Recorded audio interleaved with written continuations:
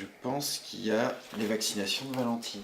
Face à la rougeole, les médecins traitants deviennent de véritables sentinelles. Dans ce cabinet médical bordelais, le praticien généraliste vérifie toujours si la patientèle est à jour de ses vaccinations. 98 cas ont été signalés en Nouvelle-Aquitaine depuis le début de l'année. Quand j'ai un nouveau patient, je suis dans l'obligation de leur demander « Est-ce que vous avez un carnet de vaccination ?»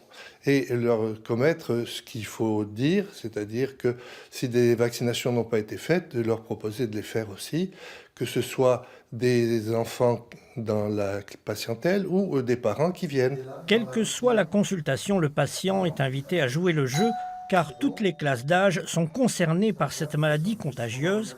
Un malade peut contaminer jusqu'à 20 personnes autour de lui. Nous, on est très sensibles au fait de respecter toutes les préconisations que nous donne notre médecin traitant, et surtout autour de la naissance d'un enfant, où effectivement ça a généré des rappels.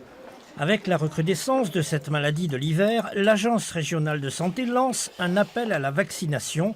Le département des Pyrénées-Atlantiques est le plus touché, 45 cas à la suite d'un rassemblement festif de population.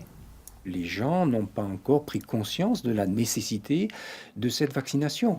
Vaccination qui est importante parce que non seulement vous vous protégez vous-même, mais par contre-coup, vous protégez aussi tous les autres individus, les immunodéprimés, les personnes enceintes, qui n'ont pas la possibilité de se faire vacciner.